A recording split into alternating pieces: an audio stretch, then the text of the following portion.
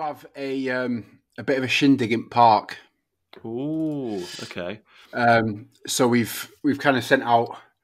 We came up with one text, right? One text to send all, right? And it's like, we're to celebrate Ivy's birthday, we're going to be doing this at this place at this time.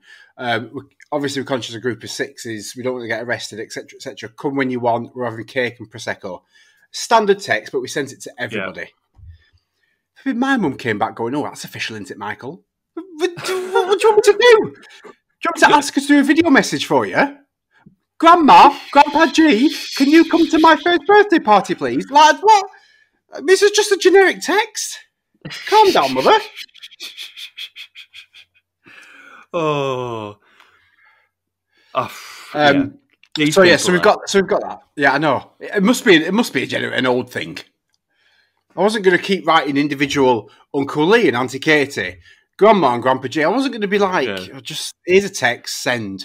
So we're looking forward to that. That's going to be good. Just hopefully the weather is as beautiful as it is today. Mm-hmm. And get some balloons and stuff. And even though it says cake and prosecco, I'm obviously going to be taking some beers because she'll be driving. I don't know if you find this with your mom or anyone of an older generation, because I only recently found out that I thought my mom was the only one who did this, and she isn't. On FaceTime, right. Or anything, you only see like the top of the head. Oh, yeah. My mum does this thing. If you do it on a computer, if you're doing like a Zoom call with your family, she's always off camera slightly. Really? Like, Mum, just come back in. So, but every time, like it's like, you know how to use this now. I put the phone down slightly.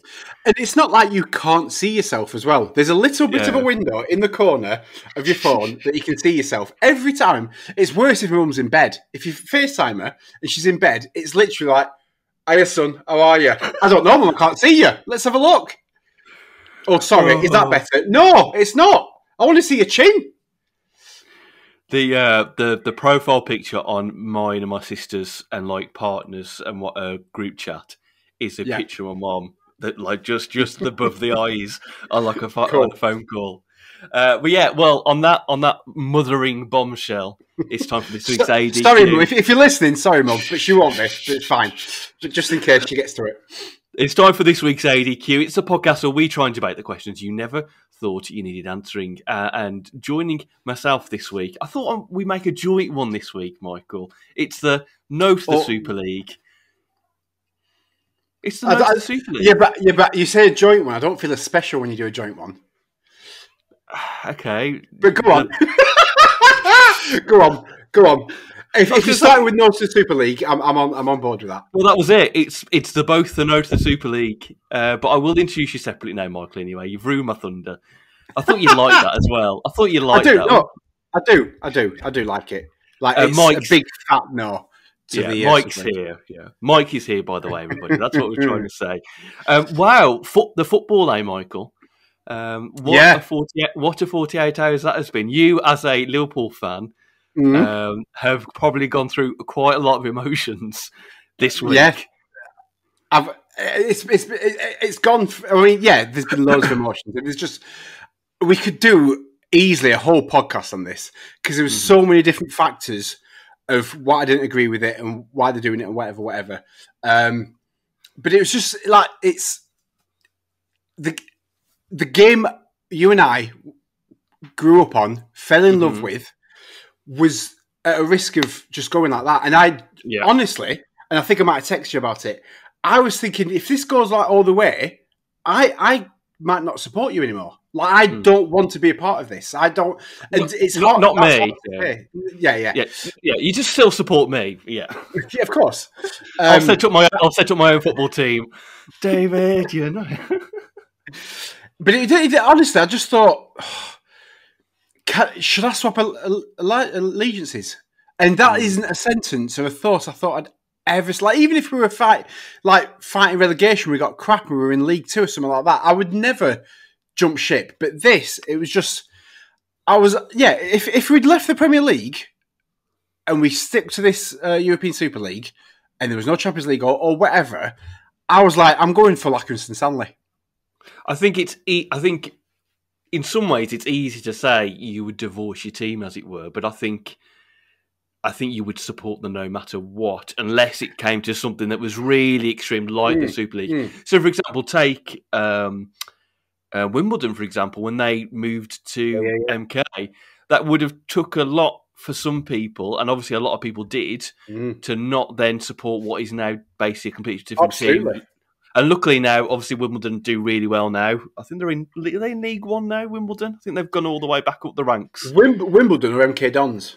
No, Wimbledon. AFC Wimbledon now, they're called. Right. But, I think it's one of those where I think it's easy to say you would divorce him, but I think it would have to take something extreme to stop supporting them. Like you say, if they went down to League Two, you probably would support them still. But I think the Super League scenario was a different kettle of fish. I don't know if it's James. I know it's a bit random, but James Corden had a bit of a view on it. Did you see it? Yeah. And I think it was brilliant. The if you put it as another example, like if you got all the actors, like your well-established actors, Meryl Streep, Julia Roberts, Leonardo DiCaprio, Tom Hanks, or whatever, and they were like, "No, we're not going to do the Oscars every year. We're going to have our own Oscars." And we'll get nominated for Best Actor, regardless whether we've got a film or not, and we might let you come into that group. Yeah. I think it was perfect. For anybody that isn't a football fan, that's the perfect analogy. And it was awful. It was an awful 2 days for me. I know there is bigger things in the world. Of course there are, in perspective. But I've grown up supporting Liverpool. I love the club. I love football. And if that was to go ahead, it would have messed with my head massively. But thankfully, so far, all I'm concentrating now is getting the honours out. Did I ever tell you that when I was a kid, I decided to give up supporting Wolves and I did then decide to support Liverpool? Don't think so. It happened for 2 days and I got bored and I went back to supporting Wolves again. I think Wolves were doing terrible, as they always did in the 90s, when they'd always be in the playoffs of the Championship or the old Division 1 back in the day, and they used to always lose in the semi-final. So I thought, I'll sack it now. I'll go support Liverpool. And then I used to pretend. Oh, go on. No, and that was it. Literally 2 days later, I was like, I can't be bothered to try and invest into a brand new team again now. Well, that would have been part of the effort as well. Like I follow Accrington Stanley, and I've got them on Twitter, and I look them at the tables and stuff like that. And I've been to a couple of Stanley games, but I'd have to reinvest into a knowledge of League One football and stuff. I don't know enough about it at all, and it was just seemed hard work. But I pretended when I was in school, because I live obviously Accrington, and the biggest team there was Blackburn Rovers. Sorry, Burnley fans. And I used to pretend I was a Rovers fan to try and be cool. And got a Blackburn Rovers wallet bought for me for my birthday once from Andrew West, my best mate at the time. And I had to hide it from my mum. What did you when kids used to talk to you about the game then? How did you get away with it? You used to be like, oh yeah, that player. Oh, he's bad. Oh, that other player though, he's good, isn't he? But you never actually used to say their names. Well, when I was at primary school, they were successful. They'd won the league. I think it was around about the time they'd won the league. So I knew your Suttons and your Shearers, your Tim Flowers, Stefan Enchos, Sherwood. Like I knew enough of the players to be like, oh yeah, that Alan Shearer, yeah. You used to try and be a bit of a hipster and be like, yeah, you know what, with Tim Sherwood, though, he's not that very good. Not many people say, if you actually watch his game, watch his movement, he's not very good. Oh, bloody hell, he knows his stuff, doesn't he? I say that about Vidic now.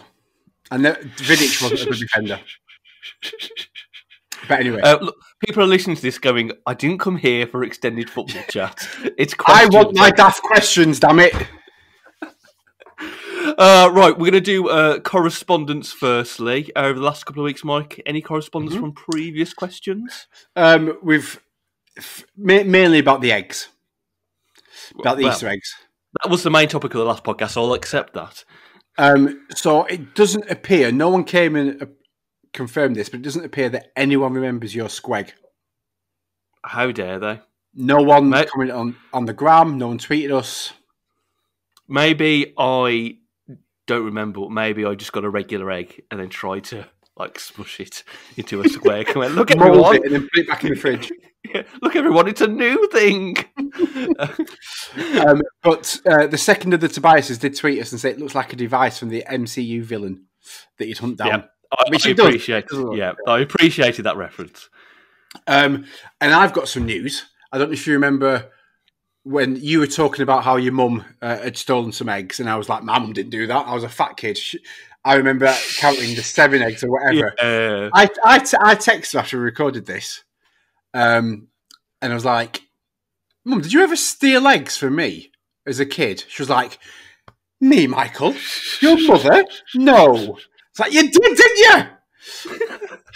How many? How old was I? She was like, I can't remember, Michael. I can't remember. No, go on. I was just going to say, I'm not happy with her. Like, I'm not happy. How she betrayed my trust like that. How dare she? Any other correspondence? So also, we also had Stu at Stu J4Z, who said that he falls into the child abuse category of parents not buying him any because he's now 37. So instead, he bought 6 himself, which I fully appreciate. Fair play, Stu. Well done, Stu. I also, do you remember live on the podcast, I asked my cousin about Easter eggs in America?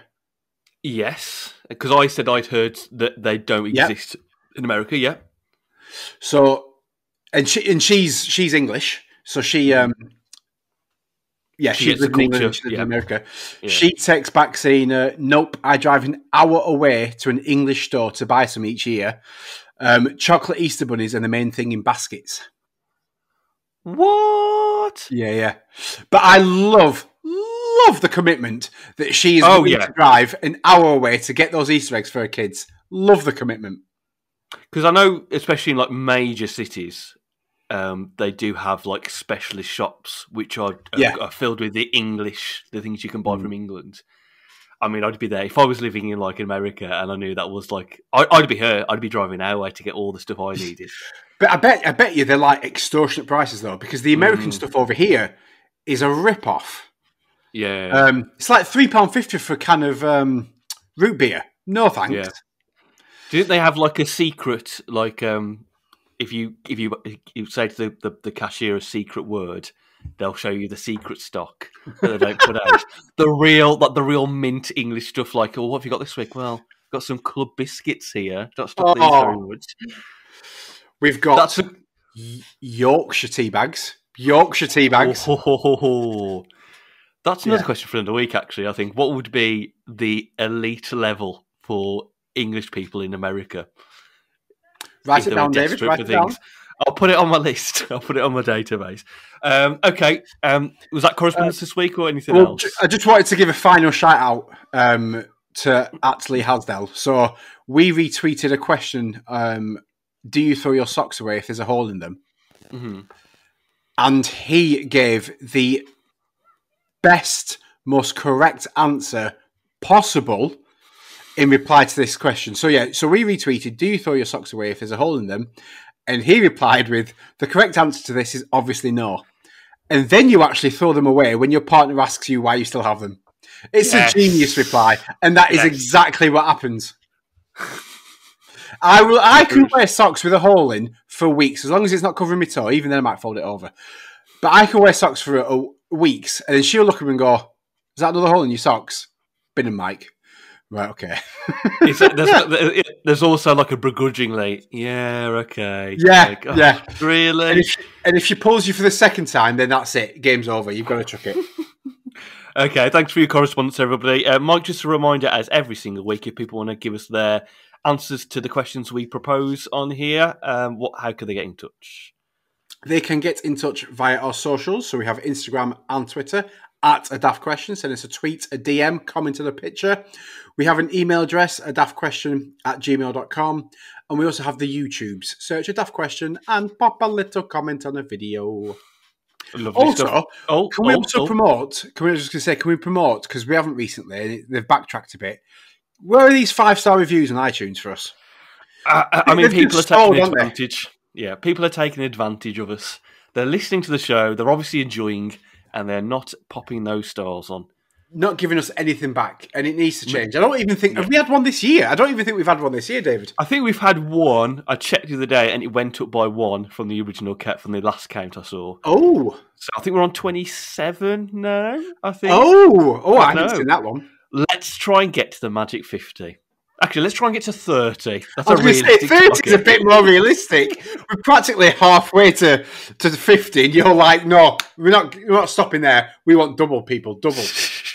We've also got to start saying to people not to subscribe to the podcast. They've got to follow the podcast. Yes. So if you've seen this, Apple is changing their podcast platform, which means that they're going to start calling it follow rather than subscribe. Okay. So follow the podcast. Also, within Apple's, I'm getting nerdy here, within Apple's podcast platform, there is going to be an option in there for monetary content, as in you pay so much to get episodes early. So, does anybody want these episodes early? I mean, we put them out straight away anyway when we do them. If you want them slightly earlier, we'll charge you, a minimal £5 fee, and you can have them earlier. Let's charge. So today's Thursday. Let's not put this officially out till Saturday, but charge people a £5 to get it first thing Friday morning. Yeah, I think we should do that. We'll be rolling in it. Well, what we'll do is when we do the account at the end of the year, we'll split it evenly. So you can have a £5, I can have a £5. Yeah. Because it'll both be the £5 that we've both paid in to make sure it works. Okay, right. That's all that done. Right, we're going to get on to first question.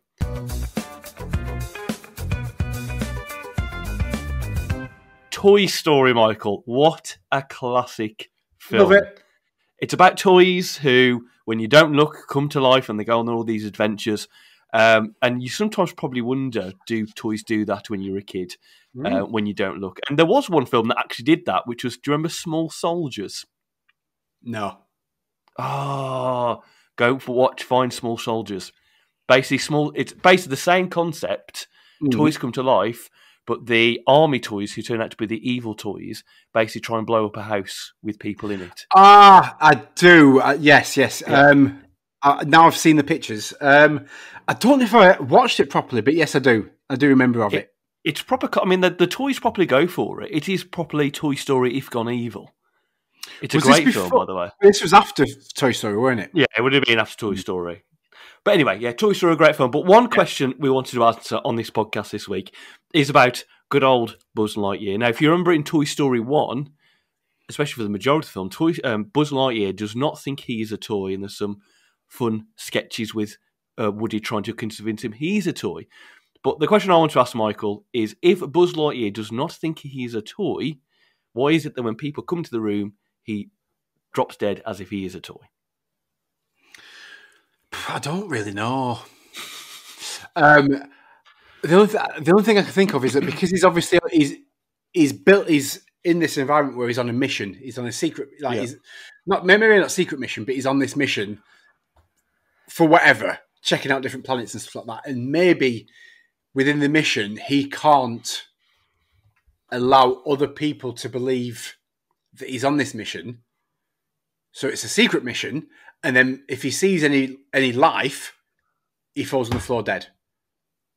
Okay. And then he just explores, reports different parts of the world and his bedroom, a gas station, whatever. That's the only thing I think of, because it just makes no sense. No. Because it's a flawed storyline. Yeah. I'm sure there's even times in the film where he's been played with, and I think there might be a point where he says, you know how in the film Andy puts Andy on the bottom of the toy's feet?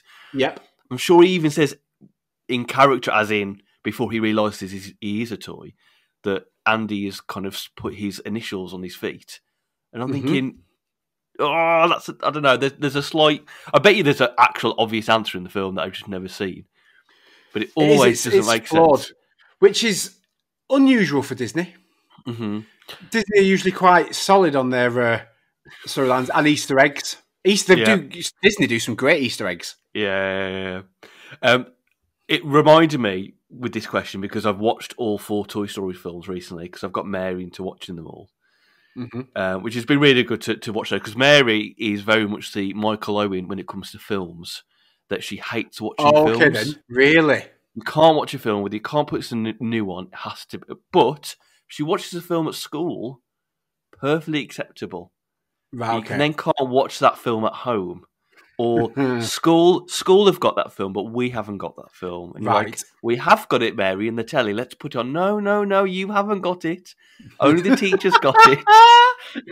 And you're sitting there, and then once you were convinced you can watch the films, it's great. But it made me realise that Toy Story 4. Have you seen the 4th one? I've not seen all of it. I saw up until Woody sees Bo Peep. And she's gone a bit rogue. And then for whatever reason... Oh, really? It's terrible. I think it's clearly the worst film. It's one of those films you're thinking, why did you make this? Well, I never understood it because it just seemed like Toy Story 3 just finished perfectly. Like, and I'll be honest, in the cinema watching it, there was a little tear when I thought they were going to die in that furnace. Spoiler alert. And I thought, no, you can't do that. No. And then obviously, well, whatever happens. In case people haven't seen Toy Story 3. And I just think, there's going to be Toy Story 4. And your likes of Tom Hanks and Tim Allen are like, oh, an extra couple of million in my pocket. Yeah. It's just... The 3rd one finished so well. It rounded off that series of films so well. And the film itself was really good. It didn't feel like they'd made a film and it was like, oh, they've made it, but it doesn't have the same feel as Toy Story. It had that feel. I remember seeing that in the same scene in the cinema with the furnace. And when it starts, you're like, oh no, something's going to happen in a second, they'll be saved. But as it carries on, you start sitting there going, they're really going to do this? And I remember sitting in my seat watching it when I thought they are going to do this and mouthing, what the fuck? Because I thought they were going to kill them. But yeah, that scene and the end scene as well of the whole film is great. I kept thinking, what about the actual kids that are watching this? Like, because you see stuff and you think, oh no, that won't get killed or they won't get killed or whatever because it's a kids' TV show and it'd be too much like a dog or or a lovable dragon or something like that. You think they're not going to kill them off because that'll be too much for kids. So I kept thinking that they won't, and then there's a moment where you think they are. Yeah. And it's emotional. Do you think there's an alternative ending where they actually do get killed and it's just all their plasticine, like the plastic just melting? No, David, don't do that. Don't say something. Why? No, David. I also think elements of the first film, depending on the age, are quite scary. So there were bits of the first story film we had to skip because Mary didn't like it. So there's bits when they're going to. Do you remember there's a next door neighbour? I think he's called Ed. Sid, that's it. And he's put toys together, but they all look a bit kind of. They give you the impression they're all like sinister, but they're all actually quite nice toys. How that's portrayed, how that's done, was quite scary for her, and I could understand it when I watched it. The bit at the end, and the bit near the end when they all rebel against Sid, and they're all coming out the sandpit, and then Woody actually talks to Sid and does the whole "you better play nice." Like Mary was like, "Whoa, I don't want to see this." Yeah, for her age, that was a bit scary. Because we watched Toy Story. A couple of months ago now with Ivy, and we might have got 20 minutes or whatever out of it, 20, 30 minutes, and she's carried on playing. And I was watching the film then. I was like, well, I'm going to watch it if you're not. And it came up when he was collecting all the toys and you saw them come out and that doll's head with the little legs come out. And I'm thinking, if she was really invested in this and started watching this, she would cry. no doubt about it. And I had to when we watched Shrek as well, and it got to the bit where they were coming up to the dragon's house. I had to fast forward that because I thought this is going to be too much for her. I think what we've learned from this already is that Toy Story is an unknown part horror film. Yeah, it needs to be put in the horror category from now on. Toy Story After Dark. I think. Go on. So Buzz Lightyear. Yeah. I mean, answers on a postcard on that one. It was probably it was more short lived than I expected, but it doesn't. When I watched it again the other week, it didn't make sense. Why? No. If he believes he's a space ranger, why is he not going to the kids? Hey, look, I'm on a mission, and those kids just freak the hell out. But then those kids go, "Oh my god, it's walking and talking." It'd be great. How much money do you think you'd get if you got a talking toy? So if you got, let's just for Mary, you got. Let's go with a Batman toy. Why not? Go with a Batman toy, and then you walked in on it, and it was trying to climb up the drawers, chest of drawers, and he had his little batarang, and he climbed up, and he's like, "Hi, David," and you wanted to then sell this. How much do you think you'd get for a living, talking toy? I think we're going into two territories here. We're going into the Ted territory. Have you seen Ted? Yes, I have, of course. And we're going into the second or third episode with the talking snowman. Yes, we are. would you not do the same thing with a talking toy? Would you not try and make money out of it first before you sell it? No, because I think... No, I wouldn't, because with the snowman, it'll melt, it'll go away.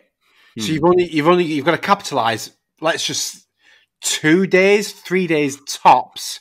You've got to capitalise on that money. Whereas you've got this toy, unless you throw it down the steps and break it or stand on it or whatever, someone could have that for life and then pass down the family. And then, but if you sell it for the right price, like I don't know, I think you could get easily $1 million for this, easily. Then fine, they can do all the tours and they can take it to GMTV, not GMTV, Good Morning Britain or whatever. And you've got £1 million. You don't have to worry about that. I'd sell it as soon as possible. I'd go to that fancy London bidding place. Yeah. I know which one you mean. Oh, no. Do you think, depending on the toy, though, do you think Batman would be able to give you a go at a fight? A toy Batman? No, I'd just pop his head off. I could beat up a Batman toy. With confidence, I can beat up a Batman toy. I would back myself in a fight to beat a Batman toy. Again, this is going to small soldiers territory here. What if he had all his utility belt and he was able to use his grappling hook and pull you down with it? I mean, it'll be like a what? I mean, it's not going to hurt. I mean, it'll be a paperclip. It'll hurt you like a paperclip. Like it's not going to be if you just bat it away. Okay, so you discover Batman, a walking, talking Batman. Yeah, he's trying to escape, and you're like, right, I'm gonna sell Batman. You're not going to be able to sell Batman straight away. You've got to keep it indoors for a set number of times before you can sell it. So you've got to try and either imprison Batman or keep him on side before you sell him. But if Batman is Batman and he has the intelligence of Batman, wouldn't Batman not figure out how to take you on using the items in your home? Not if I lock him in my drawers. I'm just imagining, like, at night, Batman getting, like, utensils and stuff like that. And I'm not going to introduce him to the cutlery drawer, David. I'm not going to be like, and here we prepare food. Look at all the knives and the scissors. What could you possibly do with this? That's not going to happen, David. Just straight away, you're picking him up. He's thrashing about in a drawer. Lock him up. Yes. We've got loads of child locks at the minute for when she's starting to... I mean, she's starting it already, but when we need to start putting locks on it. So just put one of them over the drawers. Boom, he ain't getting out. And then once the day comes, you've sold him, and you need to then get him out of the drawer. Are you going to have to do like what you do with a spider? You're going to have like a plate and a bowl there to capture him so he doesn't thrash out at you? It'll be difficult and interesting to get him out of that locked drawer. That he's probably been in there for a few days. I don't know how I'd do that. I'd have to get... I don't know. How would you do it? A Hoover? Yes. You'd get a Hoover, right? And then you get him sucked. So this is Batman. This is the Hoover. Yeah. You get him sucked to the nozzle. Yeah. And then you drop him in one of them little safes. You know them little crappy metal safes that you can buy from Argos for $5 or whatever. Yeah. Just drop him in one of them. Boom. Shut it. Gaffer tape it. Boom. There we go. Sorted. So what we've learnt from this question is not only don't we know why Buzz Lightyear doesn't talk to people if he thinks he's a toy, but Michael can take on a toy Batman if he came to life and put up a fight. Every day of the week. I would say this question is the most we've gone off on a tangent. Yeah, I think so. On any of the other questions we've done. I think we realised we had to pad this out a bit, and we found the way to pad it out. Okay, so that's that question done. Let us know about the Buzz question, and also, what other toys could you take on easily? Yes! Let us know. Yes! Or is there a toy that you would not be able to take on easily? That would be an interesting one. The big teddy bears would be tough. You know, them proper big, like kid-size toy bears? Yeah. They'd be hard, I think. Okay. Let us know. We want to know these ones. Right, okay, let's go on to listener questions.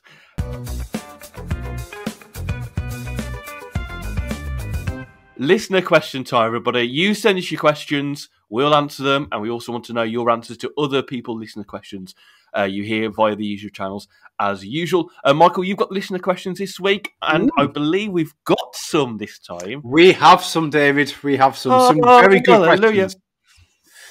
So what have we got? What was that, David? That was a little hallelujah from myself in a gospel tone. Oh, beautiful. Yeah. We haven't addressed this yet, by the way.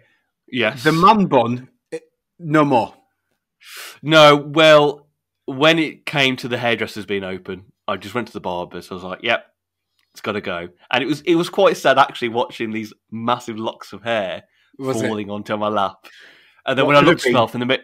Yeah, when I looked at myself in the mirror, I was like, I'm not sure about this now. Have I made a mistake? Oh, really? No, but I'm fine with it now. It's just because I was so unused to seeing myself with actual cut hair.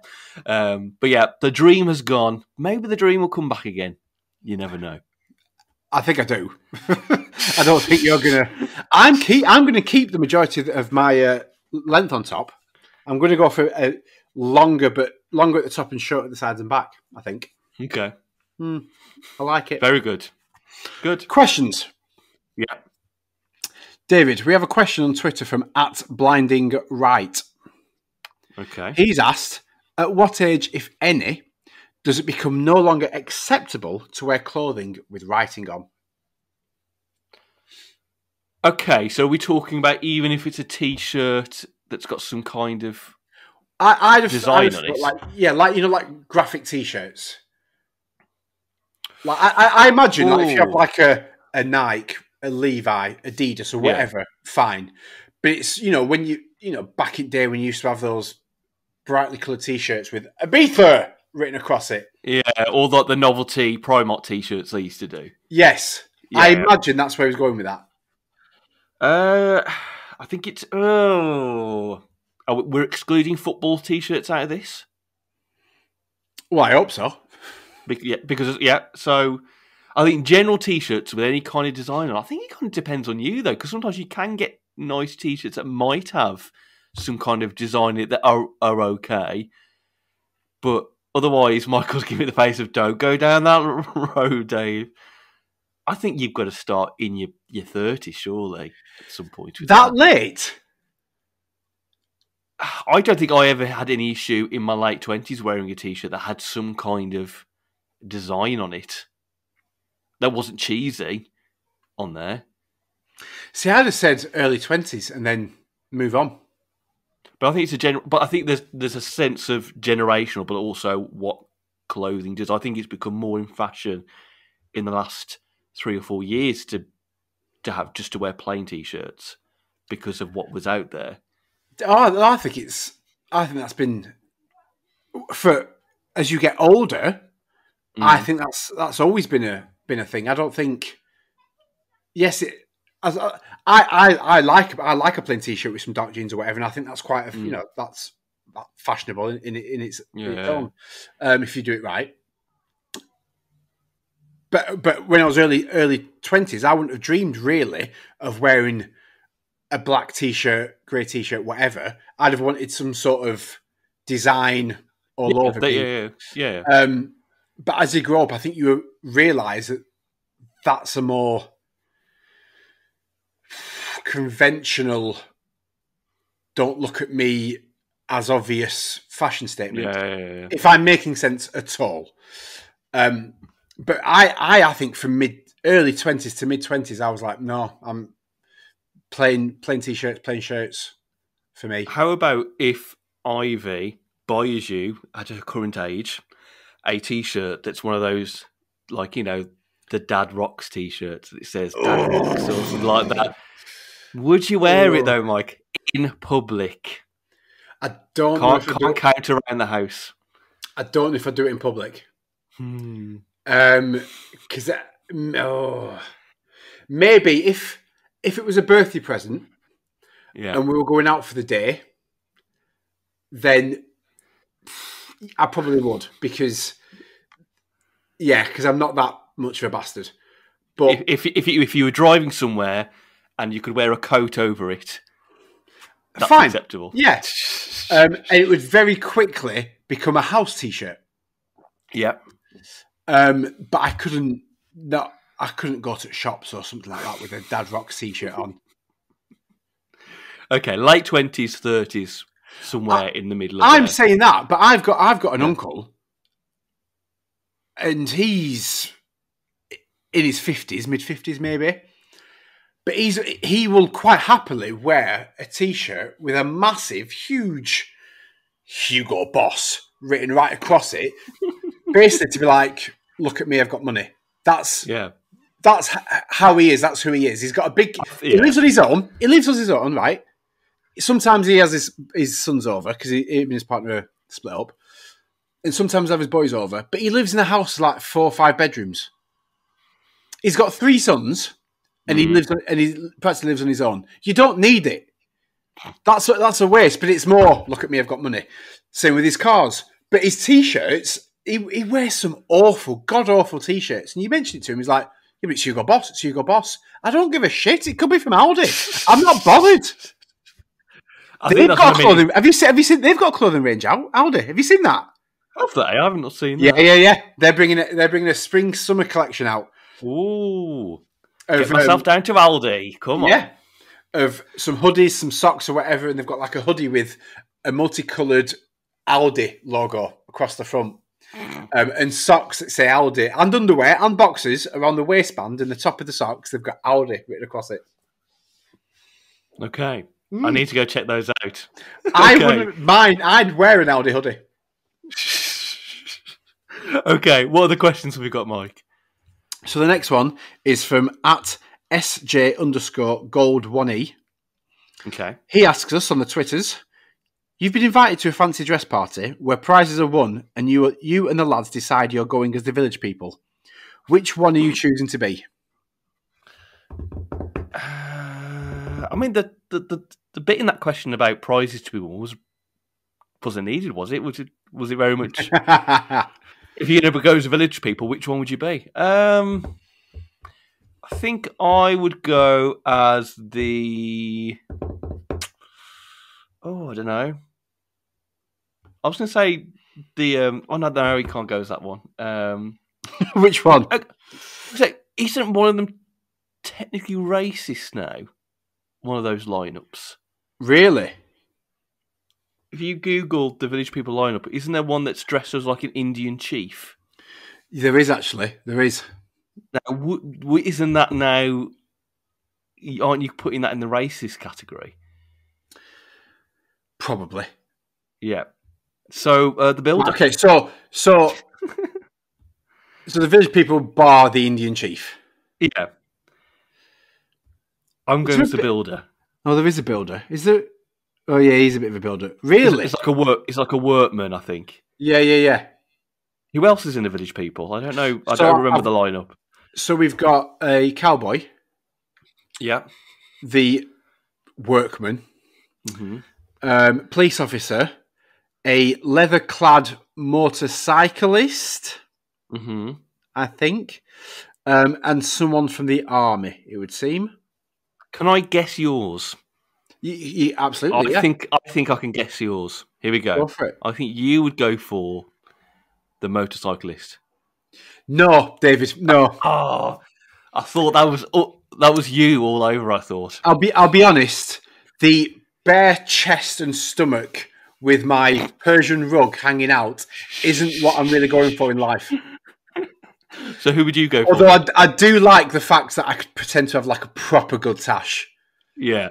Like, because this is shocking. This is like whispers. This is nothing without the beard. But if you was the leather-clad motorcyclist, that mustache is tempting. Okay. I'd have chosen the police officer. Okay. I think it's easy and simple, and you could rock it as well if you wanted to. You could probably like walk in like, yeah, you want to see my gun? How many people are in the village people now if we're taking out the questionable? There's 5. Okay, so we just need to find 3 other men in a socially distanced world where we can do this. And then the moment one of us is invited to a fancy dress party, it'd be like Anchorman with the horn. Village people, assemble! And then we all just come together. Boom! Yeah. Cheers for inviting me. You don't know these other 4 people, but it only works if I bring these other 4 people. Okay. Other questions, Mike? It would be a bit awkward if you turned up to a fancy dress party. You just dressed as one of the village people. Just one. No one else around you. So what, have you gone as a policeman? No, gone as village people. Oh. Right. Other questions, Mike? And then from our friend at Richard Hobbs 6, who still hasn't given us hashtag Hobbs's household hindrance. But anyway, he's asked us, what's the most pointless clothing attire? Ooh. The most pointless? So I was going to say a tie, because I think nowadays I don't think a tie is very relevant, but I think you still need to wear it. Really? I love a tie. Weddings and funerals, stuff like that, you still need to wear it. So, pointless. I really don't. There must be an obvious thing. I really don't know. That stumped me, that one. What do you think? What's a pointless one for you? I've got. It was hard to find a pointless. I think I've got one, but I've also got a pointless part of clothing. If that makes sense. Yeah. So the pointless attire as an item itself, I think, is the socks with the 5-toe individual pocket things. Yes, yeah, I get that, yeah. So waste of fabric. And I can imagine it being annoying putting them in the morning. Like, big toe, done. Second toe, done. Because you can buy, like, sports shoes, can't you, that have got the same on? Yeah, I think, like, really good running or diving equipment or something like that. Imagine somebody's jogging past you with one of those, like, bloody hell, what the hell is that? Which I did see, but I don't know enough about it to say if it's pointless or not. I don't know if it's an advantage for the athletes, because you may not believe this, but I'm not really that athletic. I don't know how much of an advantage it is to have individual little pockets for your feet, for your toes, sorry. There must be something about it. The one thing I just thought of is braces. You know, the proper braces that go over you, and you can do a whole stretchy out thing. Yeah, but just wear a belt. Yes, but were belts a thing back in the day, or was it just braces? I mean, there's an advantage to having belts. Yeah, there's an advantage to having it. Obviously, it serves a purpose. Yeah. And I think they look cooler than having a belt. On a suit. I mean, I'm not just saying I'll have a t-shirt and jeans and I'll put some little braces on to tie it together. I mean, in a suit, smart attire. But I don't know if it's pointless. I would say it's probably more fashionable than anything. Yeah, it's more of a fashion fad, I think, a fashion thing to have than a needed, accessory to wear. Okay, Richie's question done. I think any other ones? Go on. I was just going to say the pointless thing that I've thought of with clothing, the pointless extra bit, is that little tunnel pocket thing in boxes. So like yes, and you've got that little thing. Like there is no man that's going to the toilet and he's getting his junk through that. Yeah. And then flopping it out and having a wee. No, no one's doing that for me. I don't see why it's there. Or let us know if you do. We'd like to know who are these people that do that. Okay, questions done. Oh, go on, Mike's got. No, that's it. Well done. Okay. Thank you very much for sending us your questions in. You can send them via the news channels as usual. But now it's time for surprise question.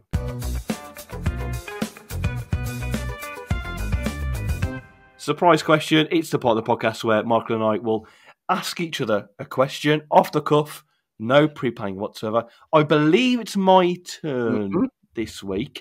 Now, Michael, I want you to set the stage. This is going to go back to something we talked about before, right? You're falling asleep. You're doing one of those I need a dream to go to sleep.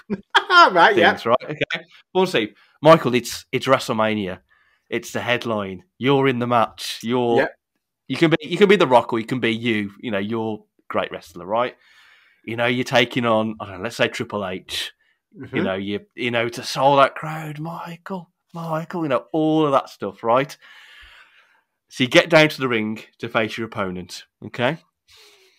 So you find out from the opponent that you can set the stipulation for the match, right? But everything in that stipulation will count against you. Okay. So what stipulation do you pick? So let me give an example. Yeah. If it's a tables match, you can't use the tables. You can't put your opponent through the table because then you'd be disqualified. So you can pick the stipulation, but everything about that stipulation goes against you. So what are you picking to then try and still win? Oh, right. Okay. So essentially, if I picked a hardcore match, I can't use any of the weapons. It's only my opponent, Triple H. Yes. If you picked like a Hell in a Cell match, you couldn't throw the person into the cell. You'd have to be confined in the ring. So see, and that's challenging itself because then I can't use the ropes. Oh no, Hell in a Cell you can, but cage you can't. It's going to be something boring because I'm going to have to pick something boring. I'm going to have to say, I know what I'm going to pick. Okay. An Iron Man match. Okay. Because then I only need one pinfall to win. So remind me of the Iron Man again. The Iron Man match is like a 30-minute or a 60-minute match, and it's how many pinfalls in within that time frame. Okay. And I would think... no, if it's how many within a time frame, presumably you can't pin somebody? I thought it'd just be whoever the first pinfall. Okay, right, okay. If that's not, then the other answer would be the lumberjack match. Okay, so you can't throw somebody into the lumberjacks. But he can throw me into the lumberjacks. Yeah. But it's fine, because I'm a lovable dude, and everyone would be like, no, it's all right, Mike, you carry on. You're fighting Triple H, it's not a problem. You just go back in, lad. And I don't think they'd touch me. And in fact, because there's a lot of people that probably don't like Triple H at the moment with all the sackings and stuff like that, so I think it'd work in my advantage. They'd want me to beat Triple H, so they'd be like, no, Mike, you get in. We won't touch you, mate. So you're just hoping that if you picked a lumberjack match, you'd hope it work. You've built up enough camaraderie with the roster that it work in your favour. I would be kissing everyone's ass for the month before WrestleMania, and be like, "Did you hear what Triple H said about you?" So then everyone would be like, "We don't want him to win. We want Mike to win. We want the Ginge to overcome him." By the way, can I buy you lunch? Oh yeah, go on then. Yeah, I'll buy you lunch. Oh, okay, lumberjack match. Okay, yeah, I'll get that. Yeah, okay. So we're just going to set that up somehow now. See if we can set that up in real life. Yeah. Just me and Triple H at WrestleMania 38, is it next one? Yeah. Main event. Or when we're allowed to, when the wrestling schools open, there must be ones in the UK. Let's just rock down there and say, can we just... We've brought some random people with us as well. Can we just reenact this out and just see what happens? Have you, side notes, very quickly, have you ever thought about your own finisher and what your own finisher would be called? Or what you do? No, I haven't thought that far ahead yet. But I know you have, Mike. Well, it's a simple one. Yeah, okay. And it's an illegal one, so it would have to be when the ref's back's turned or get distracted or something. With the other lumberjacks could distract the ref. Okay. I'd simply kick him in the balls and call it the ginger nuts. So the ref's turned, kick him in the balls. Oh, he's done the ginger nuts. Oh, he's down on the ground. By God, the ginger nuts, by God. In my 32 years of professional wrestling, I've never seen such a dastardly act. Yeah, and Triple H will be down, and it's an easy 1, 2, 3. Oh, the ginger nuts. I like it. You could always, if it was allowed in a hardcore match or something, or any disqualification match, you could always confuse your opponent firstly by giving them a packet of ginger nuts to preempt what was going to happen. Yeah. Oh, let's be friends. Let's be friends. Yeah. All this, and then you can give them the ginger nuts move, and you can be like, while they're in pain, you can be like, see, and I can take the ginger nuts back. Yeah. See what you did. It's a win-win. It's a win-win. You could pin the person as well by just placing the ginger nuts on top. Yeah. That could be your trademark when you win the match, and they're lying there. That's your calling card. You just place a packet of ginger nuts on top of them. Yeah. I'd be happy to sell out and get sponsored by McVitie's just for that, and have my ring attire in just ginger nut wrapping. Someone carefully sews the different packets of ginger nuts all on me. I can have one of them vest/boxer things that you have. Yeah, that would work actually because of the outer packaging of a packet of ginger nuts, for example. You wouldn't be able to grip onto anybody. You just slip off. Exactly. See, we've just come up with Genius. Yeah. We need to get this out. Let's just write to Vince McMahon. I've got an idea for a character. I'm waiting for the phone call. Your Triple H, Shane McMahon's, Vince, Stephanie, whatever. We listen to this and be like, he's onto something. Okay, that's the prize question done. We're going to get on to the last question of the podcast. Michael, we always want to win the lottery, don't we? Everybody wants to win the lottery, surely at some point. And we always obviously have chats with ourselves, with family and friends about what we would do if we win the lottery. What would we buy? So my question here, Mike, is if you won the Euromillions, what would be the first thing you would buy? My answer to this is a selfish one. It's purely what myself, I'm not treating people to a holiday or whatever. It's what I would just go out and get for the first thing. And I think that's what we've got to caveat this question with, because obviously people go, oh, I'd pay off so-and-so's mortgage, I'd give you this money. But I think it's got to be it's your first selfless thing that you buy. Yeah. So it's a combination of two things, really, but it's all in one, if that makes sense. I would go to Waitrose and buy the most expensive bottle of champagne. Okay.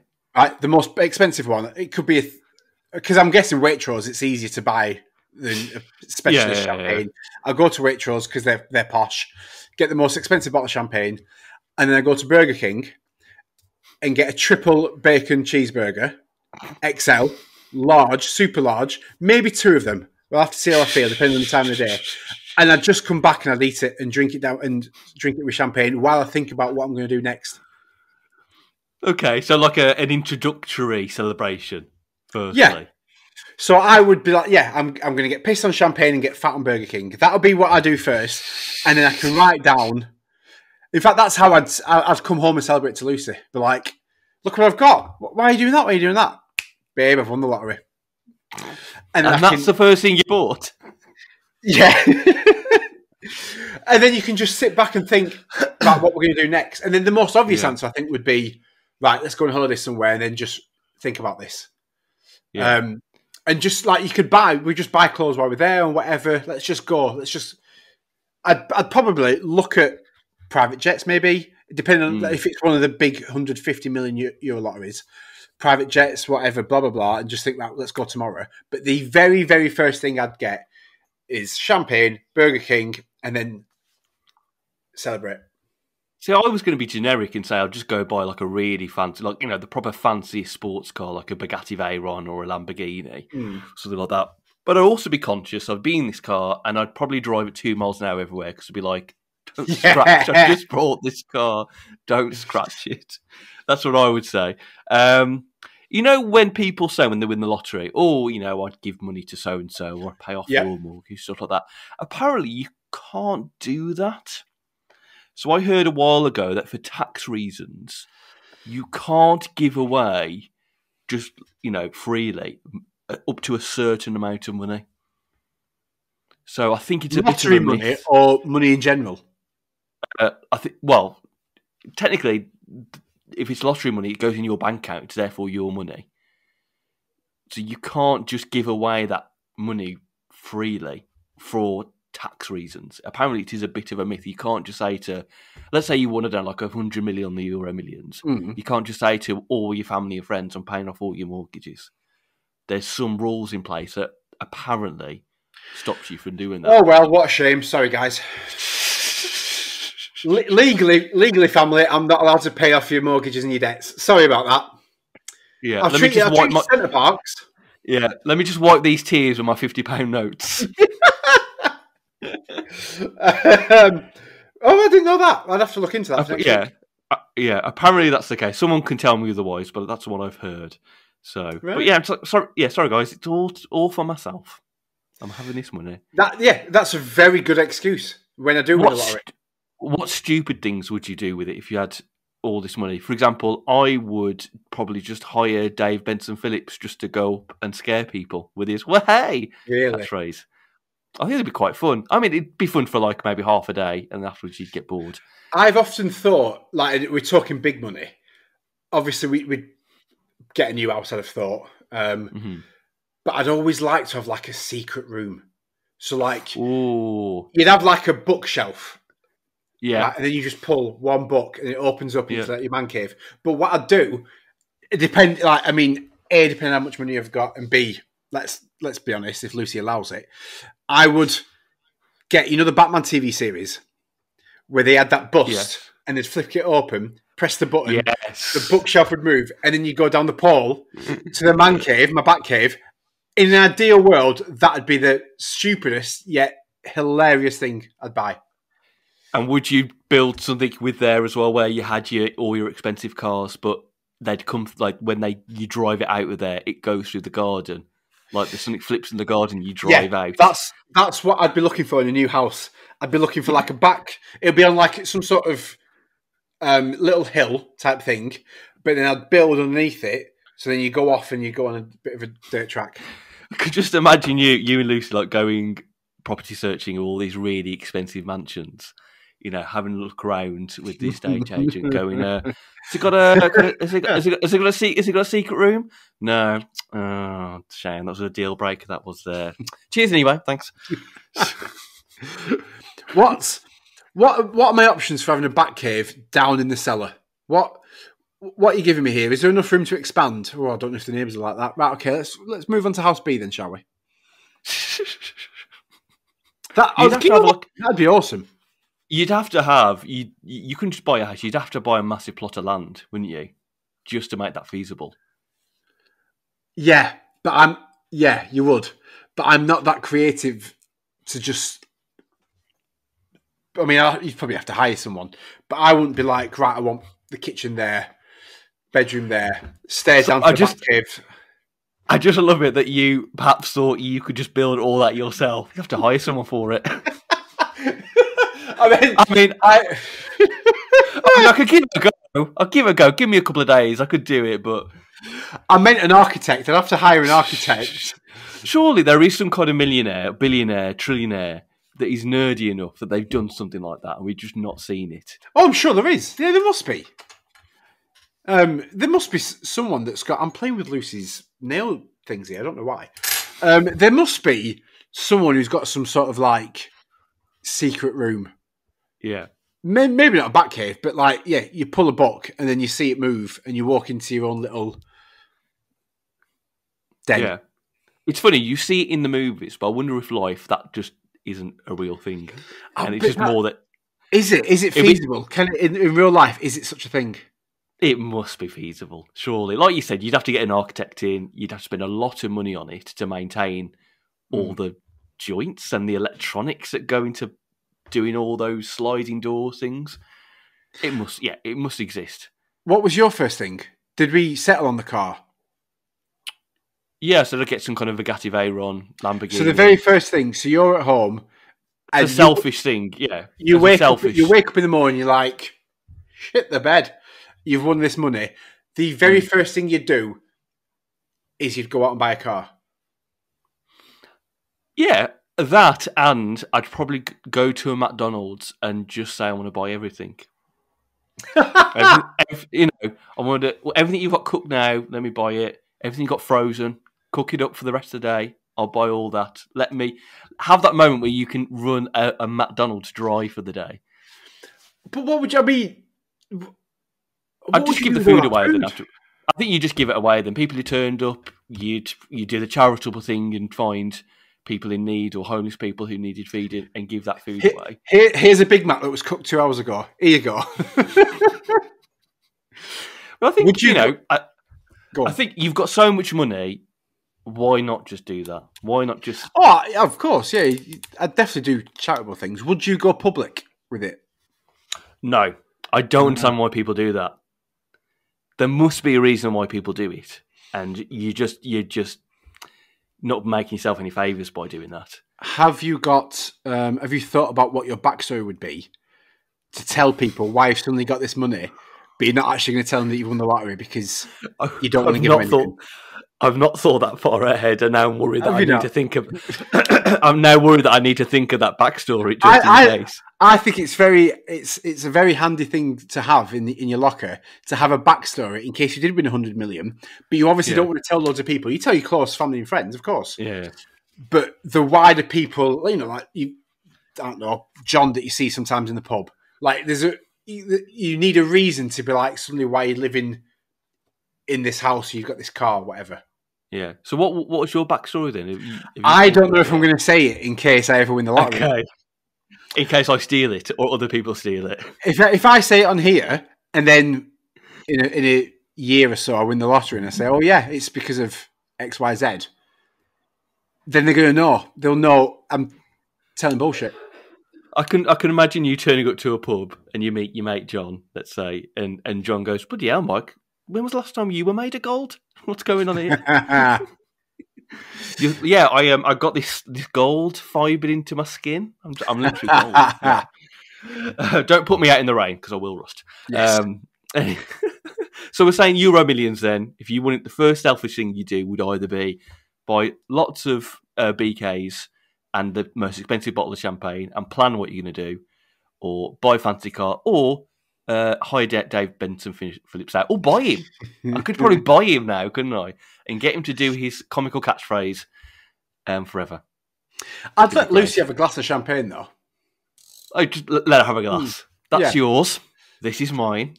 Yeah, you've got a baby to look after. I'll have the rest.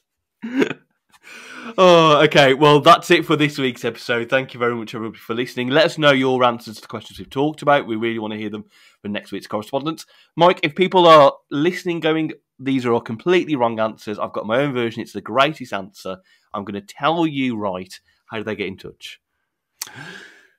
Get in touch with us on Twitter and Instagram at A Daft Question. Send us an email, adaftquestion@gmail.com.